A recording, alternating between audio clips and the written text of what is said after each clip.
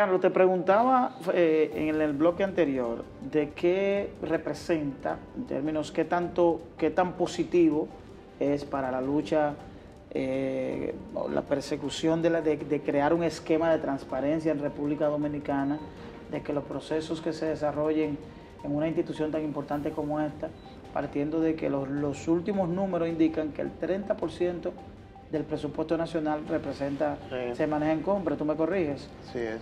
¿Qué representa el hecho de que tú seas el representante, valga redundar, en República Dominicana de transparencia internacional? Bueno, lo primero tenemos que decir que la representación de transparencia es institucional. O Okay, sea, obedece. Participación Ciudadana Okay. es el ¿Y entonces capítulo tu de Transparencia Internacional. En mi condición de director me correspondía la coordinación, me correspondía el acompañar las acciones de transparencia internacional en el país. Quiere decir que eso es una función que yo no tengo ya, porque es una función de tipo institucional. No obstante, sí es muy importante la vinculación en el ámbito internacional y hemos empezado a dar algunos pasos en esa dirección. Pero esta dirección es parte de la Red Interamericana de Contrataciones Públicas, que es un espacio de los órganos rector que se articula, se coordina en el marco de la Organización de Estados Americanos, OEA. Ya hemos participado en 2 reuniones de ese espacio y además hemos solicitado formalmente la inclusión de la República Dominicana en el grupo técnico de trabajo de análisis de datos para las compras y las contrataciones. Esto es muy importante porque uno de los elementos que nosotros vamos a desarrollar en esta dirección tiene que ver implementar herramientas y mecanismos de análisis de datos, de ciencia de los datos, para prevenir o para investigar los procesos de compras y contrataciones.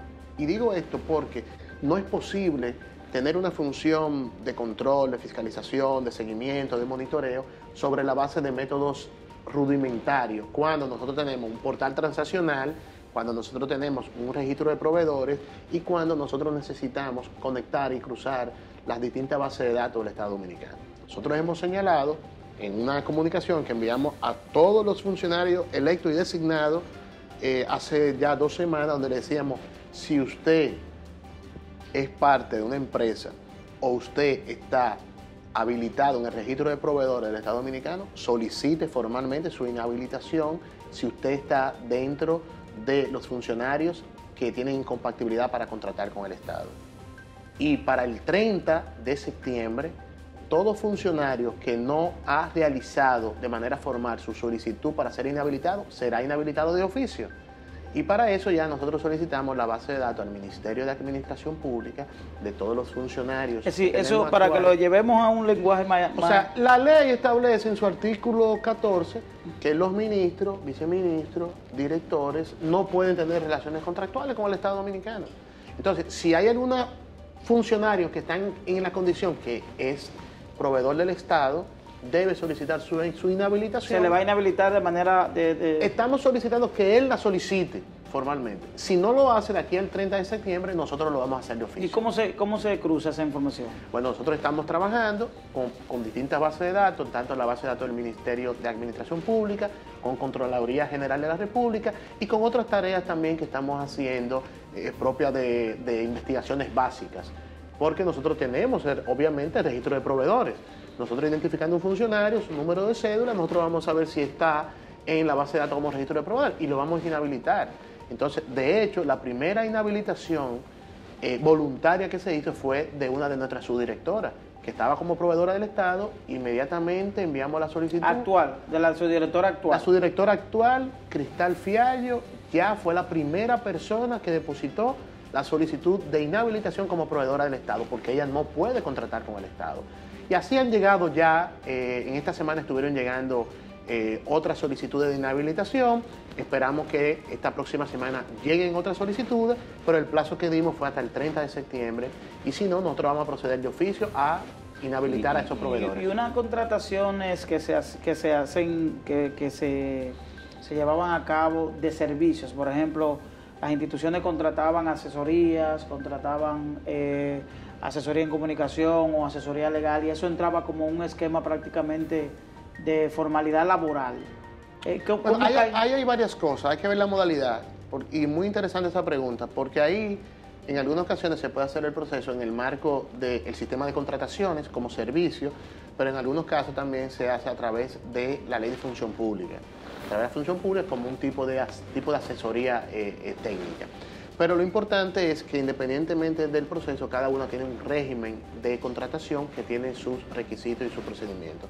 Cuando se trata de la contratación de un tipo de asesoría, pues obviamente la ley 340 establece cuál es la modalidad debe ir a un proceso debe ir a un proceso, debe haber su producto de entrega, como está establecido en la ley. Entonces, eso sí es un tema que hemos recibido ya varias consultas de distintos ministros, directores, de cómo manejar ese tema, y nosotros estamos para eso, para acompañarle, para orientarle de cuál sería la mejor manera de contratar esos servicios. Uno de los elementos que se había dado a conocer o que se había sido muy llamativo era en algunas instituciones la falta de conocimiento de las personas que llevaban a bien dirigir los departamentos de compra, personas que en algún momento incluso la propia institución en resoluciones hablaba de la poca experiencia que tenían algunos presidentes de los comités de compras de instituciones. ¿Van a ustedes a trabajar en ese orden de generar una capacitación mínima o de que haya algún tipo de filtro por la Dirección General de Compra y Contrataciones de aquellas personas que se designen, que no sea simplemente un funcionario de confianza del director, sino que tenga la expertise? La primera comunicación que le enviamos a todos los funcionarios designados y electos, los que están en el ámbito de aplicación de la ley, fue la designación de su encargado de compras. Después, la constitución a través de un acto administrativo de su comité de licitación, Y después, también, cuáles iban a ser los funcionarios que tienen responsabilidad para el acceso al portal transaccional. E incluso, en algunos casos, le enviamos la lista de los funcionarios que estaban habilitados para usar el portal transaccional y le decimos, mira, tú tienes 5, 10, 17 personas que están habilitados para utilizar el portal transaccional. Nosotros necesitamos que tú nos digas si son estos, si van a ser otros y cuáles van a ser. Y estamos en ese proceso de actualización y de organización de esa información. Y de igual manera, también, pues ya hemos agotado distintas jornadas de formación, de capacitación con los funcionarios vinculados al proceso de compras y contrataciones. Hemos tenido ya encuentros con el Ministerio de Hacienda, con el Ministerio de Salud, con la Corporación Dominicana de CERTV, para que puedan, su equipo ya designado, pasar por un proceso de capacitación, de igual con las personas que van a manejar el portal. Y hicimos esto porque estamos convencidos que en estos primeros días, semanas, en estos primeros meses, pues entran muchos servidores públicos a tareas nuevas y las tareas de compra y contrataciones tienen un nivel de rigor técnico. Entonces, nuestra tarea es apoyarlo, acompañarlo, capacitarlo, pero la responsabilidad... Ustedes tienen un esquema de capacitación aquí. Es correcto y lo vamos a mejorar. Lo vamos a mejorar para poder tener un esquema mucho más estructurado. Hemos estado en conversaciones ya con varias universidades para algunos cursos especializados, algunos diplomados, alguna maestría, porque es necesario seguir formando los recursos humanos que se dedican al tema de compra y contrataciones, que cada vez se convierte en una materia especializada al interior de la administración pública. Pero también le hemos dicho a todos los funcionarios, ustedes son los responsables de su proceso de compra. O sea, el ministro, el director, el encargado de compra, el comité de compra, son responsables de su proceso de compra. Y nosotros somos responsables de apoyarle con las capacitaciones, con los documentos estándares, con darle seguimiento a sus procesos para que lo estén haciendo bien. Y también cuando lo estén haciendo mal, ahí nosotros vamos a estar también. Hay un tema que no ha salido, no se ha colocado mucho en el radar público, pero sí se ha mencionado, y es algunas compras que se hicieron desde los comedores económicos, que incluye que hicieron compras más allá del proceso, es decir, que las compras se han hecho hasta el año que viene. Es decir, que se han comprado provisiones. Bueno, mira, nosotros le pedimos también esa misma comunicación, en la primera comunicación, el primer contacto, que fue una comunicación para hacer recomendaciones, uno de los puntos fue, revisen sus planes de compra. Los planes de compra que encontraron para terminar el año. Traten de buscar la racionalidad en esos planes de compra. Pero además le indicamos, esos planes de compra fueron hechos en un contexto donde no había una pandemia impactando el país. Vamos a tratar de revisar esos planes, vamos a tratar de priorizar, porque el principio de la racionalidad en la administración pública es un principio fundamental. y después le planteamos, y para eso estamos en coordinación con presupuesto, tienen que empezar a elaborar para entregar próximamente su plan de compra del próximo año. Porque el instrumento, uno de los instrumentos más importantes de la contratación es la planificación. Cada entidad tiene que hacer su planificación y debemos advertir que el plan de compras para nosotros no va a ser cualquier documento que usted suba al portal. Vamos a analizar los planes de compra que cumplan requisitos y que sean verdaderos planes, y vamos a ir haciendo ejercicio de que verdaderamente las instituciones no subieron ese plan para decir, el plan está arriba, ponme los puntos del SISMAP. No, sino que verdaderamente ese plan se convierta en un instrumento de la planificación, de la ejecución y del seguimiento a las compras que hace la entidad. Entonces, ese es un instrumento fundamental y hemos estado trabajando en esa dirección. De hecho, el sistema de monitoreo de las compras, el SISCompra, hemos ido viendo los indicadores, vamos a pesar un poquito más los indicadores. Ya el tema del plan de compra no va a ser únicamente, porque tú sabes que no encontramos, que subían cualquier cosa. Si subía la información, como no se validaba, ya es un plan. No, nosotros vamos a ver el plan y vamos a darle seguimiento. Tienes un instrumento vivo, un instrumento de trabajo. Y a otro indicador que le estamos poniendo un poquito más de peso es al indicador de pago, porque las contrataciones inician con la planificación, pero hasta tanto el ente contratante no pague, no ha cerrado la contratación. Y ese tema, a propósito que usted habla de pago, de que la ley establece, el decreto establece que se debe hacer la provisión de fondos antes de iniciar una contratación, pero nos encontramos con el caso de que instituciones contratan, pero tardan para pagar. Es decir, aún teniendo la certificación de que los fondos estuvieron previstos antes de esa contratación. Eso lo tenemos, es un tema que está dentro de nuestras prioridades. Incluso hemos señalado que no vamos a hacer esfuerzos importantes de promover la participación de las pymes con contratos con el Estado si no se resuelve el tema de pago. El Estado no puede seguir pagando en 6 meses, en 5 meses. Nosotros entendemos que por lo menos a una pyme debe haber un proceso que en 45 días como mucho se le pague y que es necesario, porque la pyme dinamiza la economía y son parte. Entonces, es un tema que nosotros estamos estudiando, ¿dónde está el nudo? Porque ya tú dices, hay un aprovisionamiento de recursos. Si te entregaron el bien o servicio, tú tienes los recursos, paga de una vez. Entonces, queremos ver cuáles son las situaciones del orden administrativo que impide que el pago se ejecute con tiempo y con agilidad. Pero también nosotros sabemos que en la medida que se retrasan los pagos, la posibilidad y los riesgos de corrupción se incrementan. Porque sabemos, se crean esquemas de dilatar los procedimientos que la entidad está en la obligación de ofrecer para posteriormente extorsionar a un proveedor para que se agencie su pago. Eso lo sabemos también. Entonces, por las dos razones le hemos puesto el ojo al tema de pago. Le hemos puesto porque entendemos que en la medida que el Estado pague a tiempo, podemos lograr más confianza con los proveedores y de manera muy particular con la pequeña y la mediana.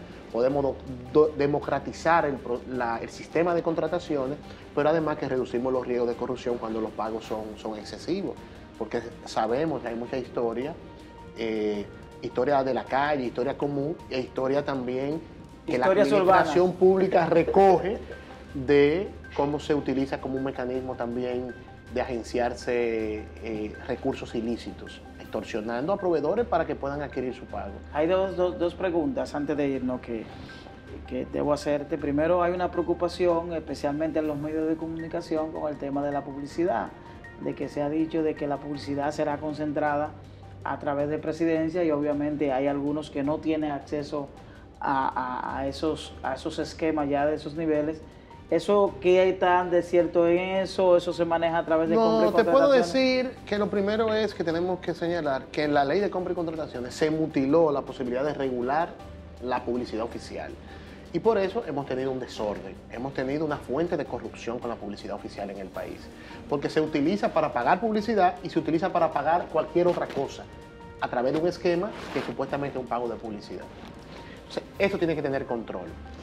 En la modificación de la ley tenemos que prever cómo se va a contratar la publicidad oficial, pero el país tiene que abocarse a un proceso de una disposición normativa que regule la publicidad oficial.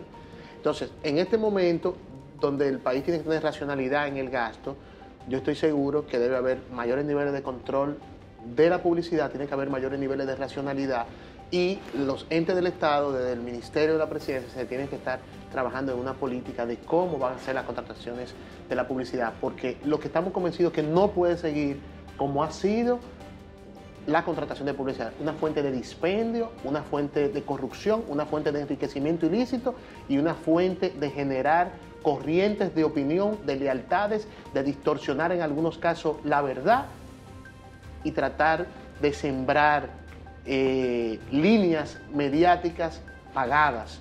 Entonces, eso hay que controlarlo. No puede ser que en el presupuesto del país más de 3.000 millones sea para publicidad. Vamos a hacer una pausa y retornamos en breve, Carlos. Muy bien. Estamos conversando con el buen amigo Carlos Pimentel, director ejecutivo de Compras y Contrataciones. Es una interesante conversación, sobre todo pedagógica, en medio de la información que siempre, o que estuvo escasa dentro del marco de los esquemas anteriores de administración pública, ya que los funcionarios, algunos, eran muy dados a no dar entrevistas de información. Vamos a la pausa y retornamos en breve. Esos funcionarios que no encontraron vehículos, específicamente para el incumbente, ¿qué procedimiento tienen que decidir, porque va a depender en cada entidad del presupuesto que tenga la institución. Si hay presupuesto, lo pueden. Si hay presupuesto disponible sobre la base de los procesos de contratación y la racionalidad, pues perfectamente pudiera tomar decisiones. En algunos casos es que no hay presupuesto y en algunos casos es también que la prioridad son otras, porque hemos llegado a estas funciones impactados tremendamente por la pandemia.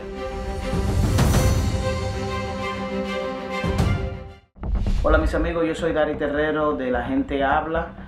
En este momento difícil que vive la República Dominicana por el paso de la pandemia del COVID-19, la mejor decisión y la mejor recomendación es que te quedes en casa.